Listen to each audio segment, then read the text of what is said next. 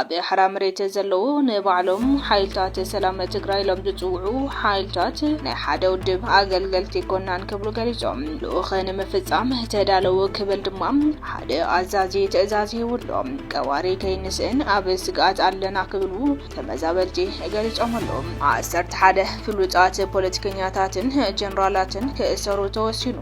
ኣብ ትግራይ ፖለቲከኛታትን ጀነራላትን ንኽጭወዩን ንኽእሰሩን ዝገብሩ ዘለዎ ሰባት ድማ ተቃሊዖም ኣለው ሰላም ጥዕና ሃበልና ተኸታተልቲ ኳሊቲ ሚድያ ንሎሚ ዝተፈላለዩ ሓበሬታታት ሒዝናልኩም ቀሪብና ኣለና ክሳብ መወዳእታ ዜናና ላይክ ሼር ሰብስክራይብ በመግባር ክትከታተሉ ብኸብረና ዕድም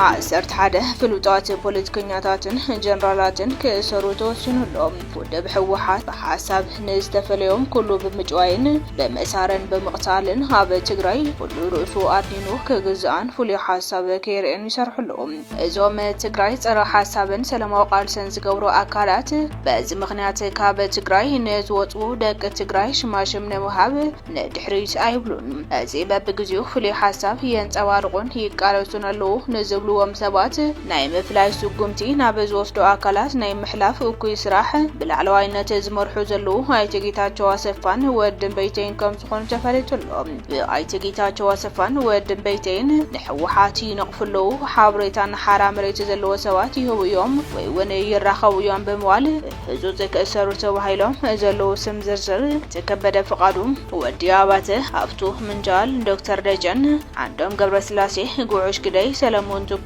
ንጉስ አረፈ ዓለም ሰገድ አረጋይ ሸዊቱ ዳሴ ጣዓም ሓጎስ ከም ዝኾኑ ተፈሊጡሎም ማዓልታውና ተኣከቡ መነመነ ክእሰሩ ከም ዘለዎም መስወድን በይቲ ኮይኖም ዝሰርሑ ዘለው ፖለቲከኛታት ኣይተ ኪዳን ኣመነም ዶርያስ ገዶም ዶክተር ገብረመድህን ሮምሃይን አቤለ ገብረመድህንን ከም ዝኾኑ ዝወፁ ዘለው ሓበሬታታት ይረዱ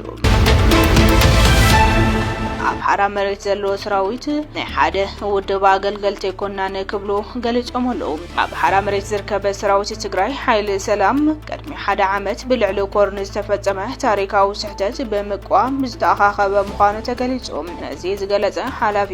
ኢንዶክትሪኔሽን ግንባር ክልተ ዝኾነ ተጋዳላይ ሃፍቶም ኪዳነ ማርያም ሰራዊትና ውሕዳት ሰብ መትከል ዝጀመርዎ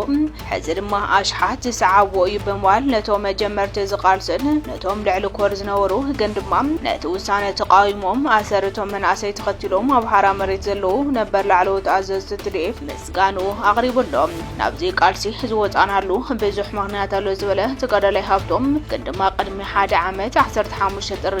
ብልዕሊ ኮር ዝተወሰነ ናይ ሓደ ውድብ ደገፍቲና ዝብል መርገፂ ግን ንኹሉ ኣብዚ ዘሎ ሰራዊትናን ህዝብናን ቆጥዑ ይኽብል ሰራዊት ትግራይ ሓይሊ ሰላም እንትጣየሽ እውን ናይ ዝኾነ ይኹን ውድብ ዓጃዊ ንምዃን ከም ዘይኾነን ህዝባውነት ዝተላበሰ ምዃኑ ተዛሪቡሎም እዚ ከምዚ ኢሉ ከሎ ልኡኽን ምፍጻም ተዳለው ክብል ድማ ዋና ኣዛዚ ግንባር ክልተም ኮሎኔል ንጉስ ገብረ ጨርቆስ ተዛሪቡሎም ንሰለስተ ዓመት ዝዕድሚያ ህፃን በመቁረጺ ቆጮ ቆራሪፃ ዝቀተለት ውልቀ ሰብ ናይ ሞት ፍርዲ ተበይኑላ በከቢድ ቅትለት ሰብ ተኸሲሳ ዝነበረት ሰንበቴ ታደሰም ገበረኛ ምዃና በቤት ፍርዲ ተረጋጊጹ ብሞት ክትቅጣዕ ተወሲኑ እቲ ውሳነ ሎሚ ዓርቢ ጥሪ 15 2018 ዓም ተምረት ኣብ ላዕለዋይ ቤት ፍርዲ ዞባ ጌዲዮ ከም ዝተዋሃበ ተገሊጹ ከም መግለጺ እቲ ቤት ፍርዲ እታ ተኸሳሲት ኣብ 2017 ዓም ተምረት ወረዳ ኮቸሬ በስተፈጸመም ከቢድ ገበነ ተኸሲሳ ዝቀረበት ኮይና ክሳ ድማ በመሰረት ኣብ 1997 ዓም ተምረት ዝወፀ ሕጊ ገበን ዓንቀጽ 539 እዝባር ሓደ ተመርሚሩ እታ ተኸሳሲት ኣብ ቅድመቲ ቤት ፍርዲ ነቲ ገበን ከም ዘይፈጸመቶ ክትከራኸር እኳ እንተጸንሐት ኣቃቢ ሕጊ ዘቕረቦም ምስክርነትን መርትዖታትን እኩላት ምዃኖም በቤት ፍርዲ ተገምጊሙሎም እታ ተኸሳሲት ተወሳኺ ናይ ምክልኻል መርትዖ ከም ዘይብላ ድማ ብጽሑፍ ኣፍሊጣ በዚ መሰረት ቤት ፍርዲ እቲ ተግባር ኣዝዩ ከቢድን ንሕጊ ብግልጽ ዝጥሕስ ምዃኑ ብምግላጽ እታ ተኸሳሲት ብሞት ክትቅጣዕ ውሳነ ይብሎም ካብቶም ኣብቲ ቤት ፍርዲ ዝነበሩ ተዓዘብቲ ገሊኦም እዚ ውሳነ እዚ ሕጊ ንምኽባርን ንመጠንቀቕታን ኣገዳሲ መልእኽቲ ዘለዎ ይኽብሉ ርእቶም ገሊጾም ኣለው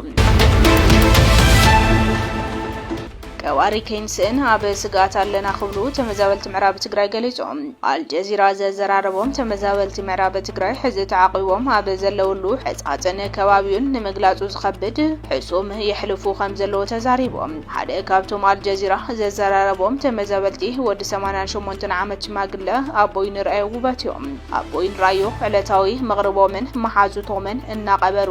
አብ ሓዘንን ጓህን ወዲቆም ብስሩኸም ናይ ዝቀብረን ሰብ ክረክብ ድየሎም አብ ስጋት ከም ዘለው ይገልጹ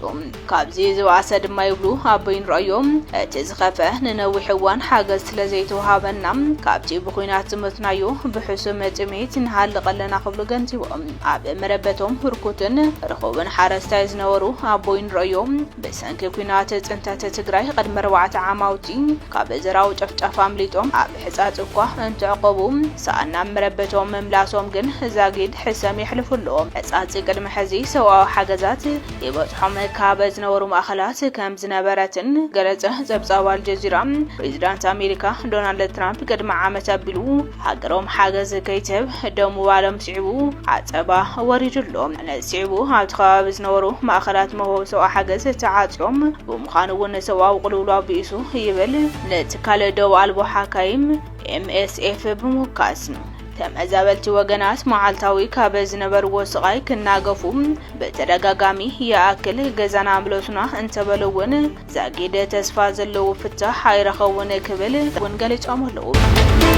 አሜሪካ ነ78 ዓመት አባል ኣብ ዝኾነትሉ ወደበ ጥዕና ዓለም ዓርሳ ግሊላ አገር አሜሪካ ካብ ወደበ ጥዕና ዓለም ንውፃ ናይ 1 ዓመት ቁጥሮ ይባ ምጽናሓ ዘብሩሁም ሚኒስተር ጉዳያት ወፃ አሜሪካ ማርኮ ሩቢን በቀጻልነት ምስትትካል ዝህልዎም ረከብ ትሑት ከም ዝኸውን መግላጾም አናዶሉ ጸብጽሁሎም ካብሎም ይጀምሩ ሃገሮም ወደበ ጥዕና ዓለም ንዘውጦም መምርሕታትን አዋጃትን ተገዛኢት ከም ዘይትኸውን ዝሓበሩ ሚኒስተር ጥዕናን ሰው ጉዳያት አሜሪካን ሮበርት ኤፍ ኬነዲ ካብ ክስተት ኮቪድ-19 ንድሓር ምስትትካል ዝነበሮም ረክብ እናቀነሰ ምምጽኦ ፍሊጦም ክልቲኦም ሚኒስተራት ኣብ ዝሃብዎ መብርሂ ካብ ሕዚ ንድሓር አሜሪካ ንውደበ ጥዕና ዓለም ክትገብሮ ጽንሐት ሓገዝ ሙሉ ብሙሉ ጠጠው ከም ዝብል በመግላጽ መሻርክተይ መስት ትብለን ሃገራት ብኽልተ ኣውርክባት ኣብ ምምሕያሽ ጥዕና ዝተደረኸ ሓገዝ ክትገብር ከም ትኽእል ጠቂሶም አሜሪካ 78 ዓመታት በአባልነት ካብ ዝጸንሐትሉ ወደበ ጥዕና ዓለም ክትወጽእ ሙሳና ትኽክል ዘይምዃኑን ንዝኾነ አካል ከም ዘይጠቅም ዋና ዳይሬክተር ወደበ ጥዕና ዓለም ዶክተር ቴድሮስ አድሓኖም መግላጾም አናደሉ ጸብጽቡሎም